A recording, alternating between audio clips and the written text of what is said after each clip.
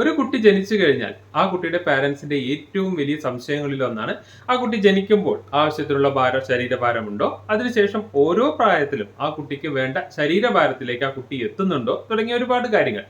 ആദ്യത്തെ 2 വർഷം ആ കുട്ടിക്ക് ആവശ്യമുള്ള ശരീരഭാരം ഉണ്ടോ എന്ന് നമുക്ക് എങ്ങനെ വളരെ ഈസിയായി കണക്കുകൂട്ടാമെന്ന് നോക്കാം.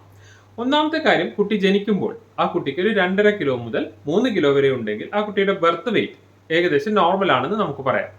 അടുത്തൊരു സ്റ്റേജ് എന്ന് പറയുന്നത് കുട്ടിയുടെ ശരീരഭാരം ഇരട്ടിയാകാം. അത് 5 മാസത്തിനും 6 മാസത്തിനും ഇടയിലാണ് സംഭവിക്കേണ്ടത്. എന്ന് വെച്ച് കഴിഞ്ഞാൽ ജനിക്കുമ്പോൾ 3 കിലോ ഉള്ള കുട്ടി 5 മാസത്തിനും 6 മാസത്തിനും ഇടയിൽ കുട്ടിയുടെ ശരീരഭാരം 6 കിലോയിൽ എത്തണം. അടുത്തൊരു സ്റ്റേജ് എന്ന് പറയുന്നത് ഒരു വയസ്സാണ്. ഒരു വയസ്സിൽ ആ കുട്ടിയുടെ ശരീരഭാരം 3 ഇരട്ടിയാവണം. എന്ന് വെച്ച് കഴിഞ്ഞാൽ ജനിക്കുമ്പോൾ 3 കിലോ ഉള്ള കുട്ടി ഒരു വയസ്സിൽ 9 കിലോയിൽ എത്തണം.